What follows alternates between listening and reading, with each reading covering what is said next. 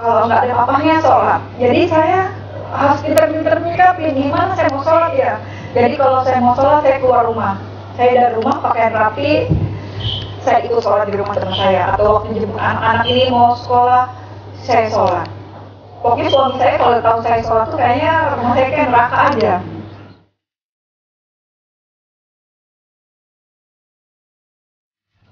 Saya bilang kenapa ya, hati saya tuh kayaknya tidak sejahtera, saya takut, akhirnya saya ada ketakutan, akhirnya saya putuskan sudah apapun yang terjadi saya siap.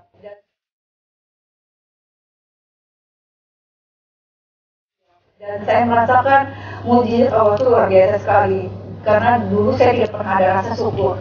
Sekarang setelah saya kembali lagi saya belajar sembahyang apa, sudah saya pokoknya insya Allah nggak pernah membiarkan saya, dan saya yakin.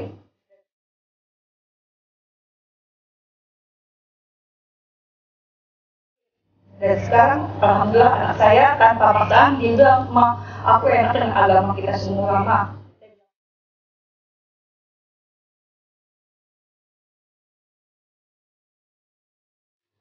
Tapi saya juga sampai saat ini masih berdoa buat anak perempuan saya yang tidak seiman dengan saya.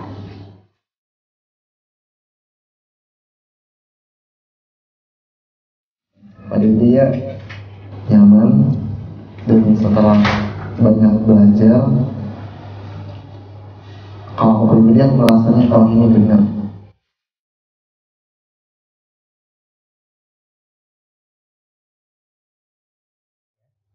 Asyhadu alla ilaha illallah wa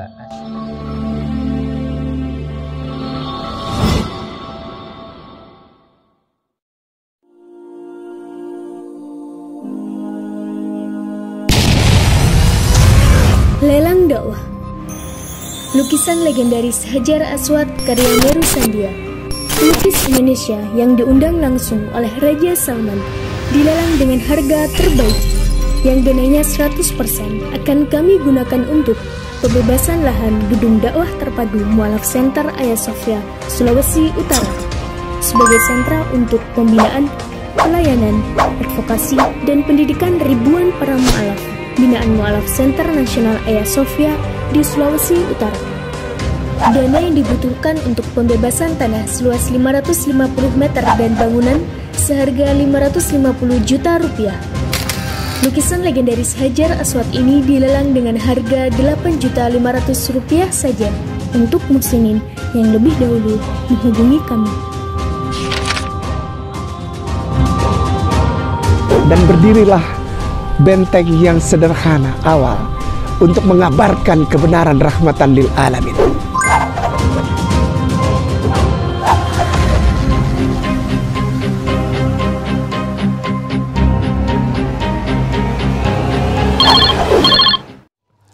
Bismillahirrahmanirrahim. Assalamualaikum warahmatullahi wabarakatuh. Waalaikumsalam warahmatullahi wabarakatuh. Alhamdulillahirabbil alamin. Wa bihi nasta'inu ala umurid dunya waddin.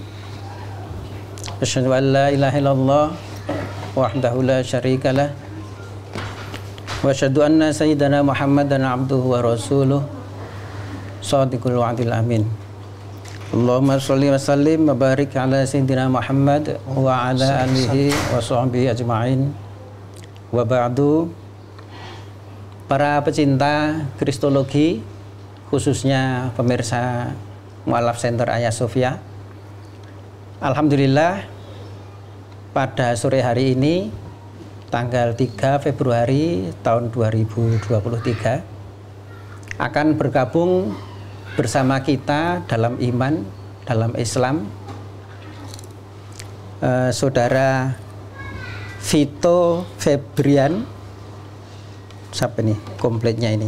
Namanya saya agak asing ini.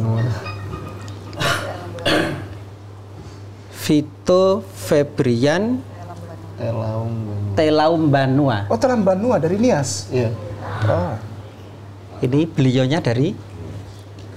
Saya dari Ambon. Dari Ambon. Ini dari Nias.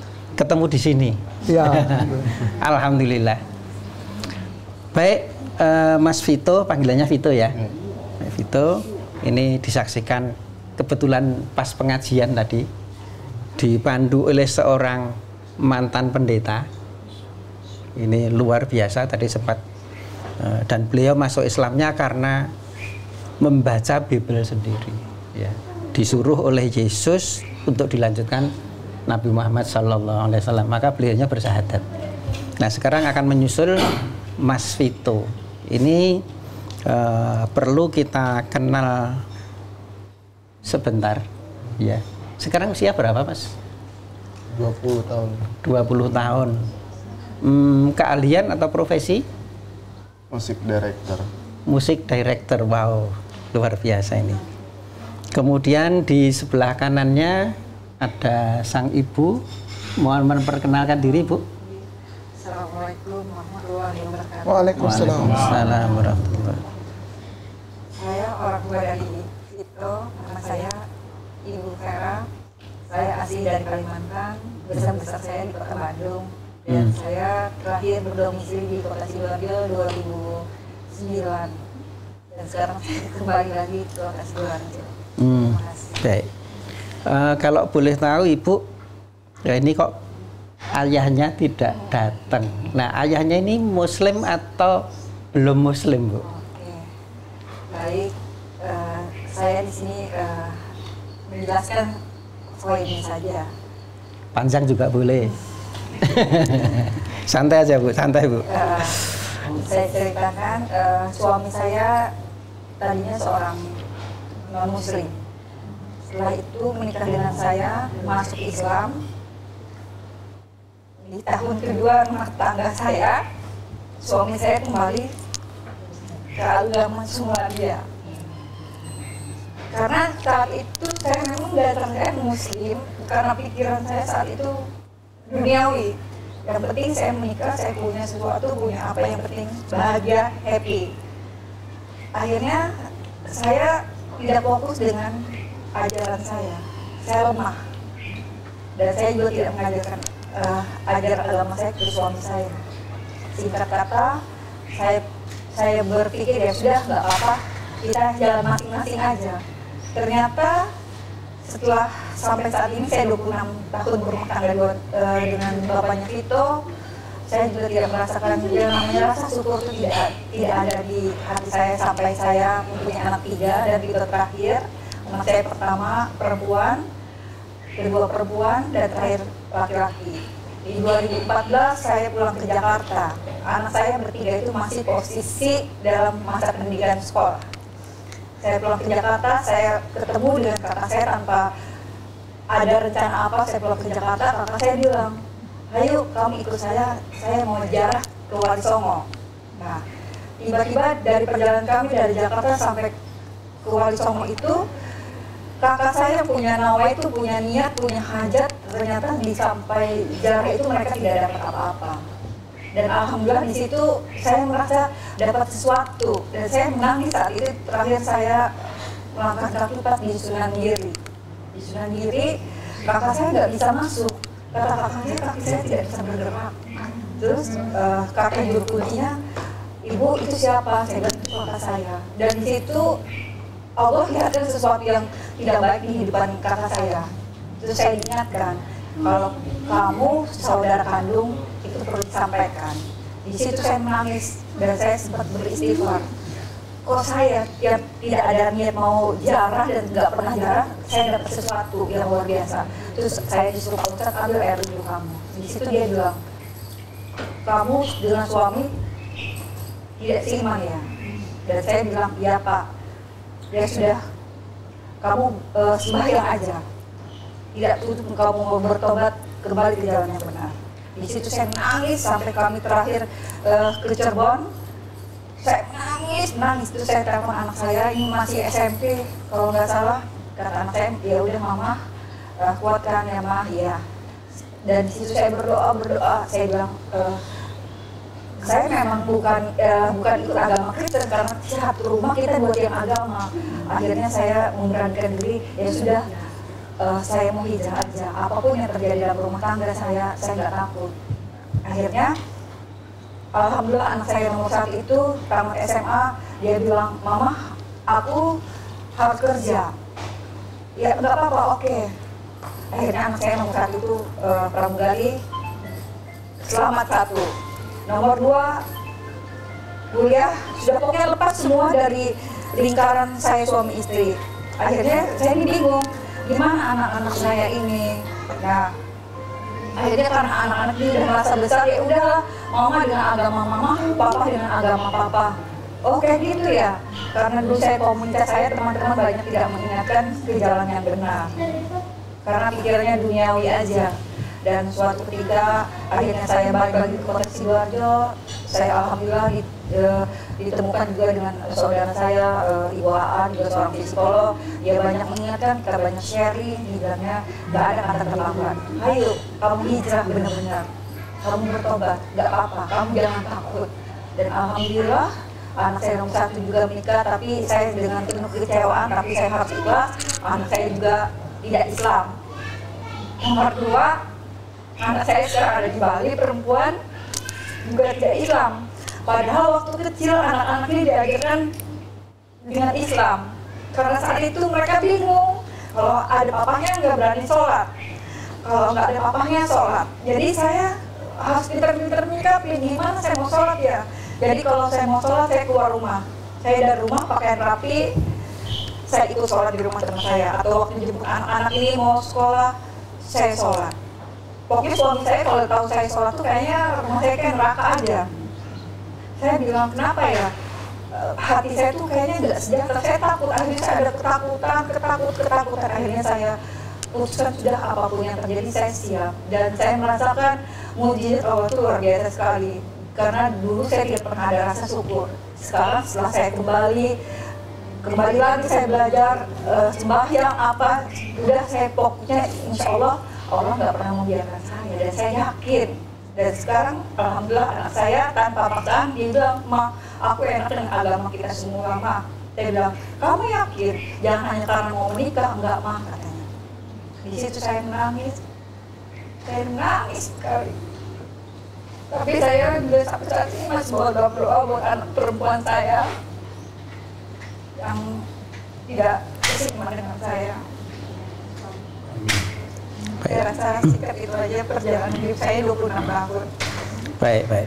Terima kasih. Assalamualaikum warahmatullahi wabarakatuh. Waalaikumsalam. Wah, dari cerita yang terakhir tadi cukup menarik.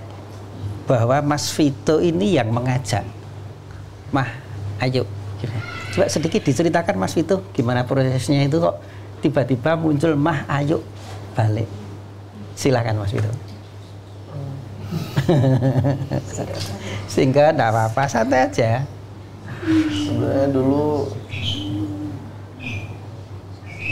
waktu sampai di sempat dibaptis dulu? Enggak juga ya. Oke, lanjut. Selama pas di Surabaya dulu kan sering sama teman-teman, sering nongkrong gitu. Tes. Ada. Nah, pakai ini. Oke. Selama di Surabaya kan dulu sering nongkrong sama teman-teman, terus kayak sharing soal agama apa segala macam. Yang pertama sebenarnya saya kurang suka sebenarnya kalau misalnya pas lagi nongkrong yang dibahas itu tentang agama-agama itu, karena menurut saya tentang keyakinan itu ya yang tahu itu cukup kamu sama dirimu, nggak perlu. Waktu itu agama yang dibahas apa saja? Ya ada Islam, ada Kristen, ada Hindu, Buddha. Oke. Karena memang teman-temanku agamanya bermacam-macam. Oke. Tapi posisi aku masih Kristen di situ. Selama aku di agama Kristen, aku selama berapa tahun ya? Waktu dari SMP SMA berapa ya? 6 tahun. Itu aku bisa dihitung ke gereja 10 atau 8 kali selama 6 tahun. Itu kalau pas lagi pengen. Udah habis itu nggak tahu kenapa ada sempat temanku waktu di Surabaya Muslim kan, nggak tahu spontan terus dia Muslim, ayo Jumatan. Ikut Jumatan. Terus sebelum Jumatan temanku bilang, kamu ada keinginan nggak? Keinginan apa? Ya apa gitu katanya. Kalau misalnya ada, nanti pas selesai Jumatan, habis zikir, nanti coba doa katanya. Oh beneran, emang bisa terkabul? Belum gitu. Bisa katanya kalau misalnya niat katanya. Jujur waktu itu aku memang nggak tahu niat apa ini yang diniatin gitu. Ya udah habis itu ikut sholat, selesai sholat masih nggak tahu itu yang namanya zikir itu apa kan.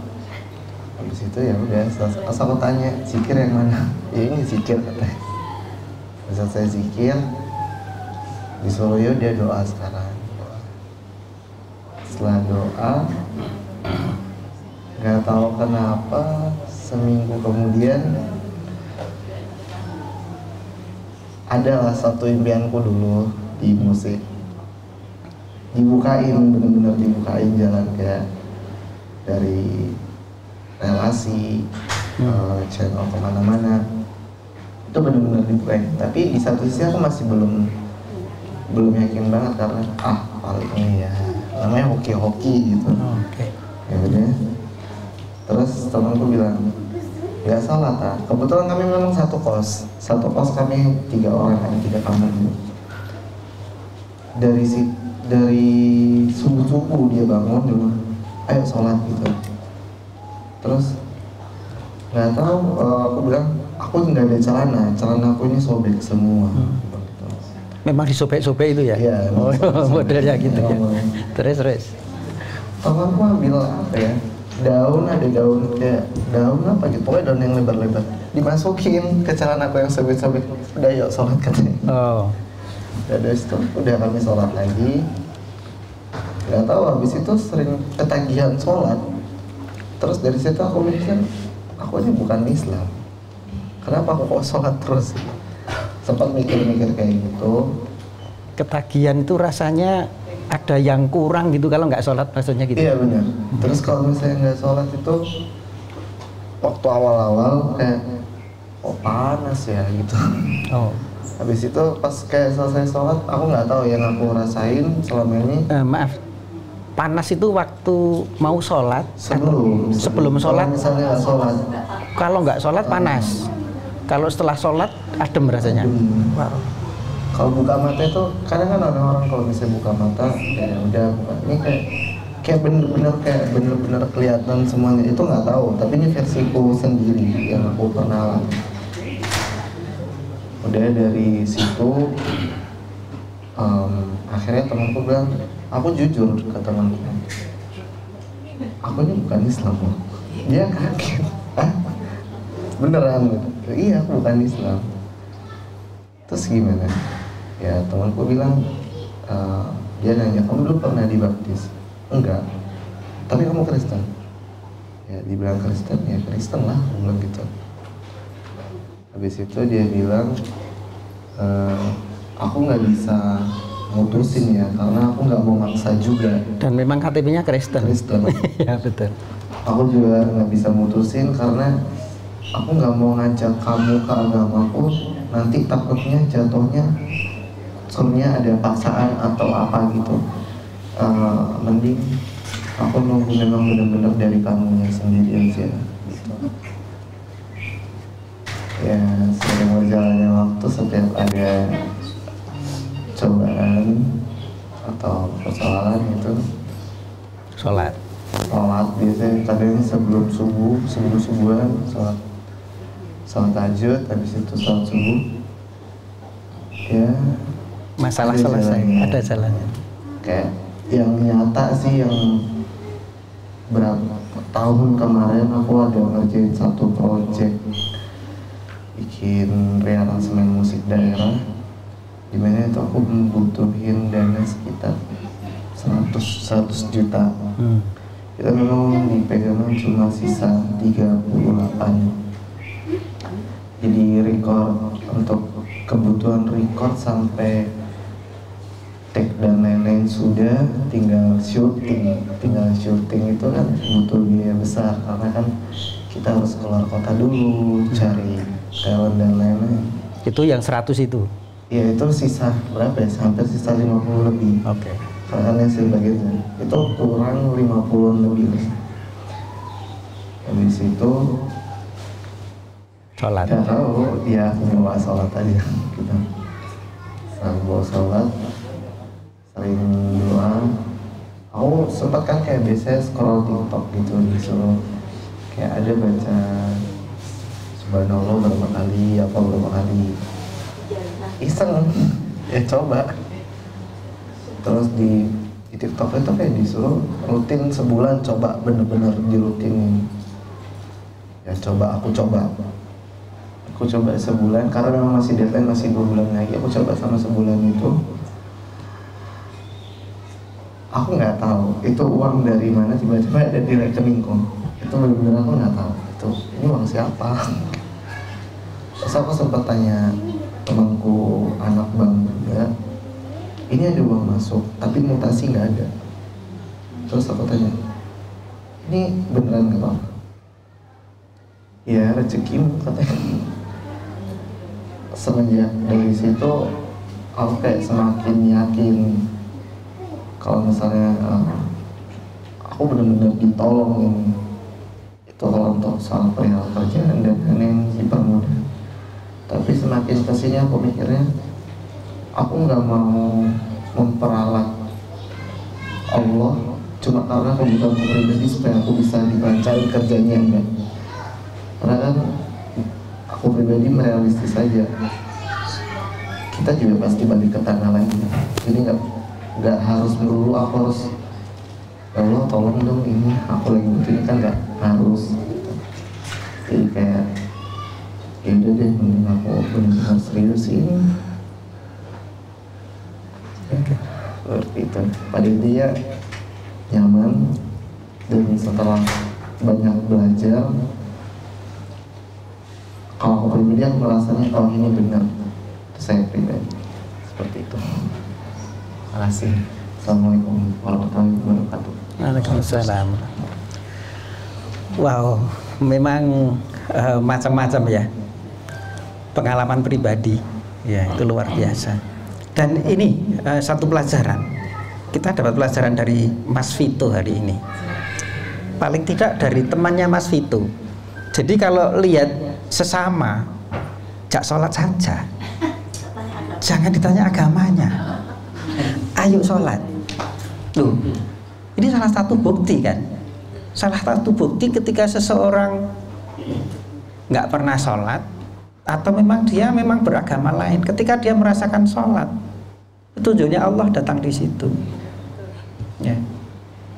Karena paling tidak gerakan-gerakan itu memang gerakan semuanya yang dilakukan oleh para nabi dan rasul.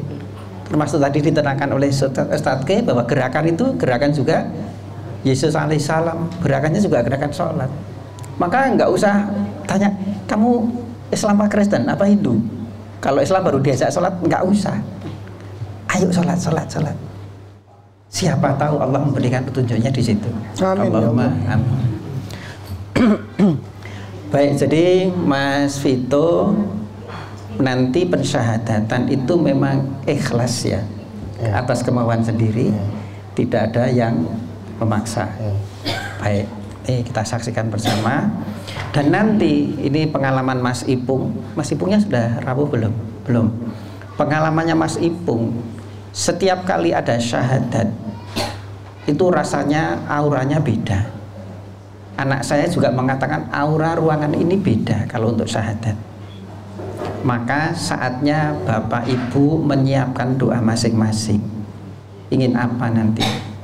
Ya, untuk Ibu mungkin didoakan anak-anaknya yang lain dan suaminya bisa masuk Islam. Allahumma amin. Ibu-ibu yang lain yang anaknya masih sulit sholat, didoakan. Saat nanti saya berdoa, saya akan berhenti sebentar di akhir, dilanjutkan doanya Ya, nanti karena setelah syahadat biasanya memang ada doa.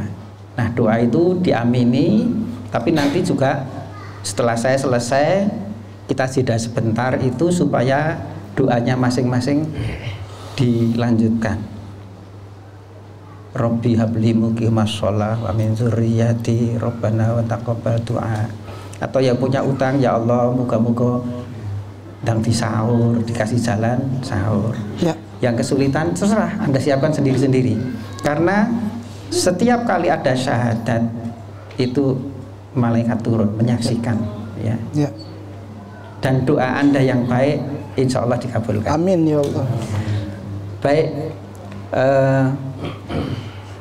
ini mic saya lanjutkan, tidak mengganggu rekaman ya? No problem. Oke ya.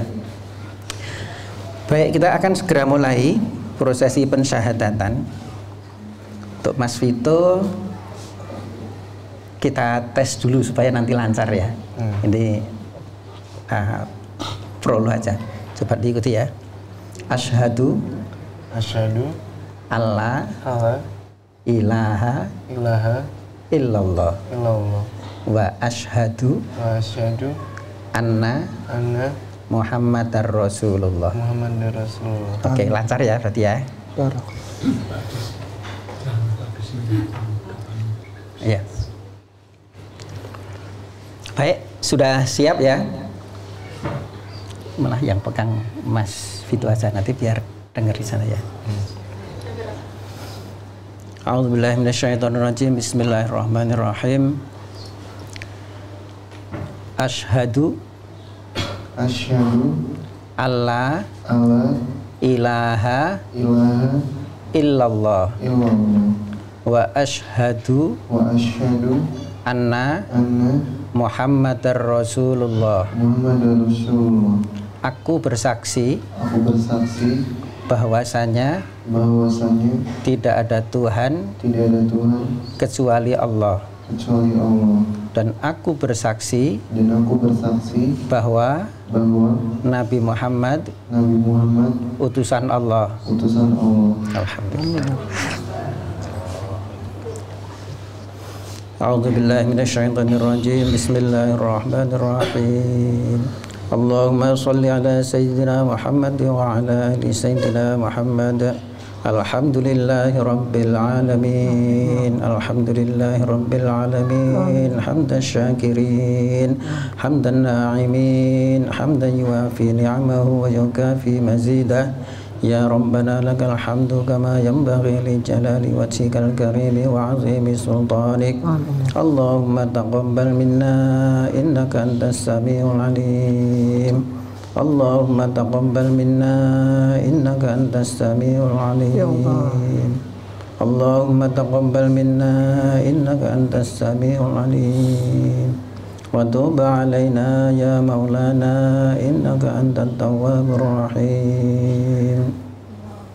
Rabbana hab lana min azwajina wa dhurriyyatina qurrata a'yun waj'alna lil muttaqina imama. Rabbana hab lana muqimas shalah wa min dhurriyyatina. Rabbana hab lana muqimas shalah wa min dhurriyyatina innaka antas samiul alim. Rabbana atina fid dunya hasanah wa fil akhirati hasanah wa qina azabannar wa qina azabannar wa qina azabannar. Allahumma a'inna ala zikrika wa syukrika wa husni ibadatik.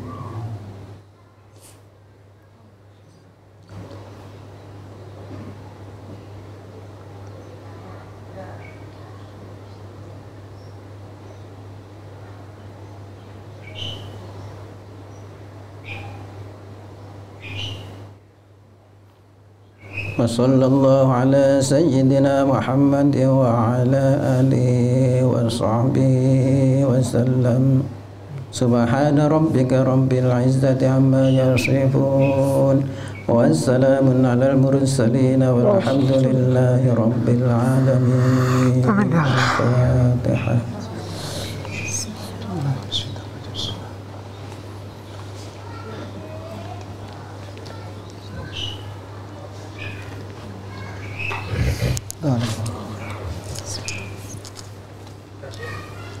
Sampai satu kata dua kata. Oh, Silakan. apa? Tanpa mic nggak apa-apa. Tanpa mikro. Tanpa mic nggak apa-apa. Satu patah dua kata. Ya. Baik, Dut. Satu patah dua kata. Untuk mualaf. Ya, untuk mualaf satu patah dua kata. Mohon maaf dari jangan marah. Baik, Abang Vito bersama maminya dan juga Ustazah yang sudah membawa ke sini bersama seluruh keluarga besar yang ada di tempatnya rumah yang diberkahi Allah. Amin. Rumah Ustadz Aba Aziz hari ini begini. Tadi saya bicara ya, tidak pernah ada orang yang bilang aku memilih Islam. Kalau ada orang yang bilang begitu, perlu dipertanyakan Islamnya. Kalau ada mualaf yang bilang aku jadi Islam karena aku memilih untuk jadi Islam, nggak bisa. Ini dia nggak tahu apa-apa. Ini Fitoli nggak tahu apa-apa. Dengerin aja ceritanya. Dia nggak tahu apa-apa. Temennya korek, sholat di sholat. Masuk akal gak sih? Sebagai seorang yang bukan Muslim, kalau memang dia punya kekuatan untuk memilih agama, dia pasti bilang, maaf, saya Kristen. Beres kan? Dan dia tidak akan dibangunin lagi. Ya tak? Tapi ada satu kekuatan. Itu terjadi kepada setiap insan. Itulah sebabnya ada a'udzubillahi minasyaitonirrajim, bismillahirrahmanirrahim. Wa ma khalaqatul jinna wal insan ila sekali lagi ila liya budun. Mau apa ke, mau dari bangsa apa ke, tidak pernah dengar satu kata pun tentang Islam ke, ada di dalam hutan mana ke, suatu saat dia akan sholat. Suatu saat dia akan sholat. Jangan pernah bilang saudara yang meninggal dalam keadaan Kristen, Katolik, Buddha, Hindu, Konfutse, mereka mati kafir. Kita nggak tahu. Siapa tuh di saat-saat terakhir nafas sudah sampai di sini, terus dia bilang la ilaha illallah. Siapa yang tahu? Anda tahu? Tidak, jangan hakimi orang. Islam itu keniscayaan. Islam sama dengan keniscayaan. Kau suka atau tidak, kau terima atau tidak, kau Islam. Beres. Beres kan? Di dalam Islam ditulis, fitrahnya itu bayi lahir aja di Islam. Yang membuat dia Kristen, Nasaro, Yahudi, bahkan penyembah api sekalipun, Majusi, itu adalah keluarga, orang tua, dan lingkungan. Dianya masih milik Allah. Hari ini, oleh sebab itu tadi Ustadz bilang, doa, kita doa. Kenapa? Vito ini bukan kebetulan duduk di sini bersama ibunya. Enggak. Karena Allah ada yang mau dijawab nih dari di sini nih. Saya nggak tahu siapa. Sehingga terjadi pengucapan 2 kalimat syahadat di rumah ini. Ada yang datang juga ke sini sebagai jamaah. Allah ingin menjawab dia nih. Ini syahadat. Setiap syahadat malaikat turun. Oh, iya dong, iya. Kan menjemput 2 kalimat kan. Syahadat ini kan diambil ya Ustaz ya. Nih. Tanazalul malaikatu waruhu fiha biizni rabbihim min kulli am. Mereka bekerja atas izin Rabbnya. Untuk apa? Mengutin setiap kata dari umatnya, dibawa kepada Allah. Gitu kan? Langit penuh dengan malaikat Allah. Ada wa-nya di situ. Tanazalul malaikatu wa itu dan. Ruh itu siapa? Jibril alaihissalam. Ruh yang kudus, yang wah, luar biasa. Dia menjemput doa kita. Nggak bisa dibilang satu orang. Kenapa? Bisa jadi dia yang dikumpulin dijabah doa. Kan kita nggak tahu. Loh, kita nggak tahu kan? Kenapa ayat itu timbul? Ya kan? Tanazzalul malaikatu waruhu fiha biizni rabbihim min kulli amr. Mengerjakan pekerjaannya ya Allah. Maka itu jangan sembarangan. Ustadz ini bilang, setiap ada yang syahadat, doa minta. Doa minta. Jangan malu. Tadi Ustadz bilang, kalau ada yang punya utang pun minta. Kenapa? Jangan malu. Urusan Allah bukan cuma urusan rohani baca Quran. Allah mengurusin masalah keuanganmu. Allah mengurusin masalah finansialmu. Allah mengurusin semua hasil penghasilanmu. Allah mengurusin kendaraanmu. Allah mengurusin isi rumahmu. Allah mengurusin kendaraan mobil motormu, kreditanmu. Allah mengurusin bayar listrikmu, bayar sekolah anakmu, Allah urusin. Jadi jangan suka sok gengsi di depan Allah. Mintanya yang terlalu muluk-muluk, apalagi kalau doa didengar jamaah. Ya Allah, ya Allah, biarkanlah imanku kuat. Iman kalau duit nggak ada gimana? Allah tahu nggak itu? Tahu. Cuman dia pengen dengar dari mulut kita sendiri. Itu sebabnya doanya terakhir selalu Robbana atina fi. Urusan dunia nih. Allah tahu, Allah cinta. Urusin dulu urusan dunia. Urusan dunia selesai, pasti engkau puji-puji aku, kata Allah. Bukan untuk jadi kaya, tapi terpenuhi segala kebutuhan. Allah memenuhi kebutuhanmu, bukan keinginanmu. Allah memenuhi kebutuhan, bukan keinginan. Wah, Ustadz Kia pinter nih berarti. Iya, Ustadz Kia suka pinter. Ustadz Kia suka bilang gini, ya Allah, aku butuhnya Alphard. Boleh nggak? Nanti kan Allah yang nilai. Enggak. Motor. Bukan Alphard. Alphard nanti bikin kamu malah berat. Biaya perawatannya, maintenance-nya, bensinnya, pajaknya. Berat buat kamu. Aku bisa kasih engkau Alphard, tapi ngeberatin kamu. Nah, jangan bilang kalau kita minta sesuatu, kok Allah nggak kasih? Bukan. Allah gantikan yang paling tepat buat kita. Kita minta mobil mahal. Kebutuhanmu mobil. Udah, slow aja. Bukan yang mahal. Nanti mahal kamu nggak bisa bayar pajak. Mahal nggak bisa beli bensin. Nggak bisa maintenance. Allah kasih yang ini cocok untukmu. Usaha, mau buka bengkel. Ah, bukan, kata Allah. Aku kasih engkau buka usaha. Tapi kalau bengkel bukan bakatmu misalnya. Engkau pengen buka bengkel karena ngelihat tetanggamu hebat bengkel. Engkau bukan. Aku kasih buka usaha lain. Gitu. Hari ini Vito disuruh duduk di sini. Tadi saya dengerin maminya ngomong, maaf ya. Siapa? Boleh? Siapa? Bu Vera. Ibu Vera. Iya. Maaf ya. Kayak majelis ngomong di gereja, percaya loh. Kupingnya kayak nama ngomong denger kayak majelis lagi ngomong di depan kebaktian. Kata-katanya, ada damai sejahtera dan aku tidak merasakan syukur. Itu bahasa gereja. Saya kangen itu, udah lama nggak denger itu. Saya terima kasih ya. Terima kasih banget. Itu kayak kebaktian rumah tangga loh, bener.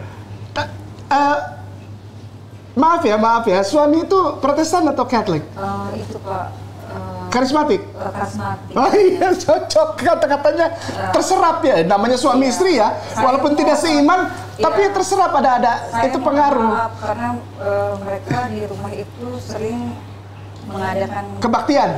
Iya, nggak apa-apa. Nah, walaupun saya cuma duduk di belakang. Nggak apa-apa, ikut nyanyi juga nggak apa-apa. Buktinya anaknya juga doyan musik.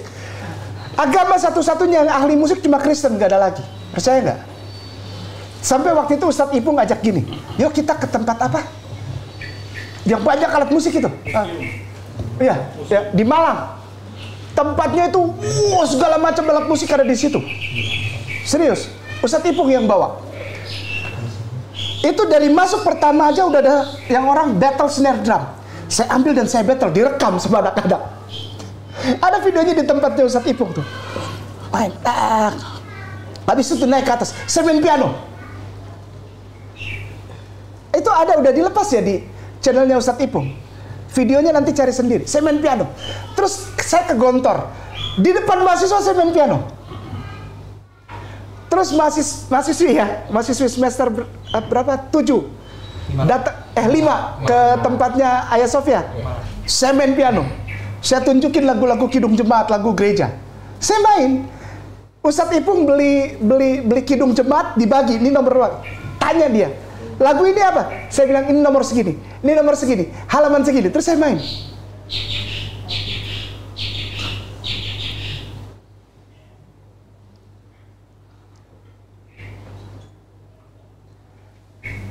Saya dulu main piano untuk Yesus. Dan terakhir kali kebaktian saya sama mami saya sudah Islam. Saya main piano sambil nyanyi, Great is thy faithfulness, oh God our Father. Saya main lagu itu buat mami saya. Terus ada yang rekam, terus lepas di YouTube. Terus bilang saya Ustadz bid'ah. Dan sejak hari itu, setiap kali saya naik YouTube sama Ustadz Zaniru dan Ustadz Dani dan Ustadz Arin dan siapa aja di Ayah Sofia, pasti di LC itu, di live chat itu orang Kristen maki.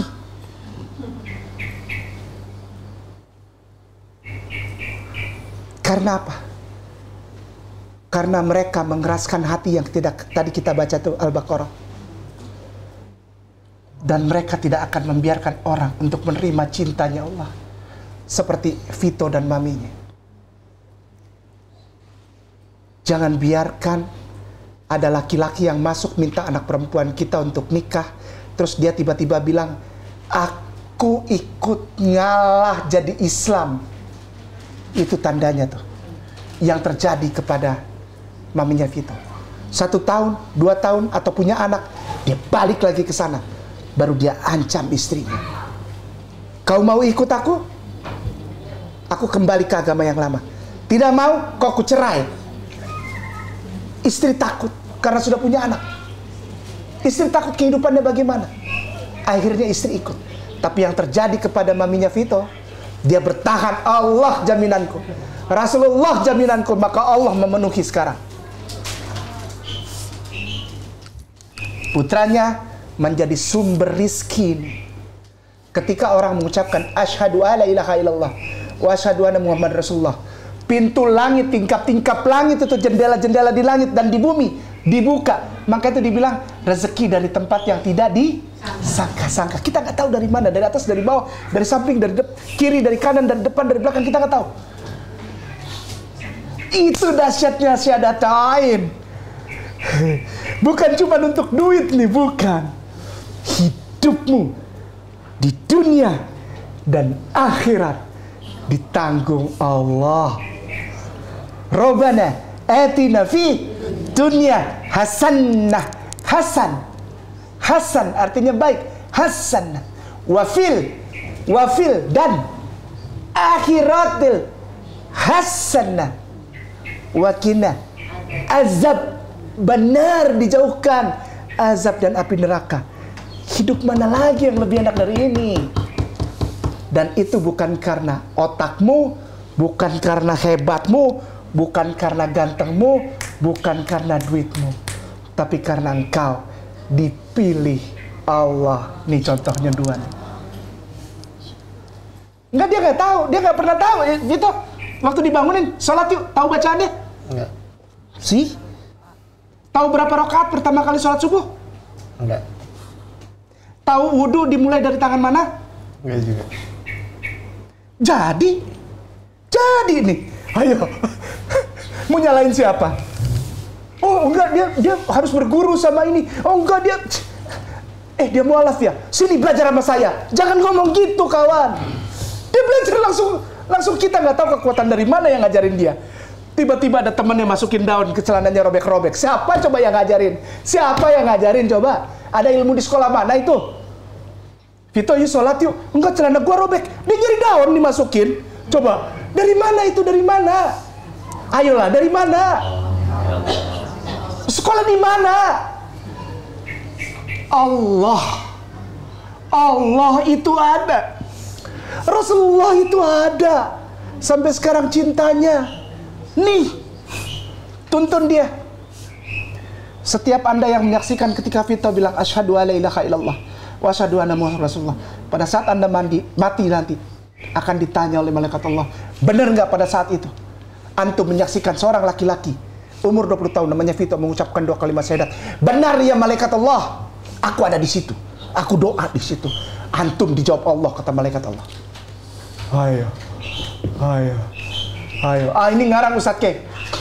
Aduh, hadisnya pabalatak, kata orang Sunda tuh pabalatak. Tahu apa? Banyak. Ini ada mahasiswa di sini nih, ini gontor nih, saya nggak boleh asal ngomong. Bahaya ini. Tiba-tiba dia nyeletuk, Ustaz, salah. Ih, malu. Vito hadiah buat kita, bukan kita buat Vito. Salah. Vito hadiah buat kita. Karena ketika dia syahadat tadi, kita diberikan kesempatan sama Allah buat menengadahkan tangan. Ya Allah, I love you. Aku mencintaimu ya Allah. Aku tidak minta apa-apa, karena Engkau tahu kebutuhanku ya Allah. Ya Rasulullah, aku cinta Engkau. Ya Rasulullah, aku cinta Engkau. Ya Rasulullah, aku cinta Engkau. Aku tidak minta apa-apa dari Engkau ya Allah, karena aku tahu di padang mahsyar nanti cuma Engkau yang kasih aku syafaat, yang lain gak bisa. Ya Allah, aku terima kasih Engkau dudukkan Vito di situ sebagai gambaran Engkau tetap melihat aku sampai kapanpun. Jadi jangan macam-macam nih. Mahasiswa, semua emak-emak, bapak-bapak, ngomong jaga lisan. Setiap detik antum dilihat Allah. Barakallahu fikum. Tetap teguh hidup dalam keimanan, perintah Allah dilaksanakan, Quran dan Sunnah menjadi pedoman, hidup pun penuh kebahagiaan. Takkan merebak segala kemungkaran, takkan berjaya segala kemusyrikan, takkan meraja semua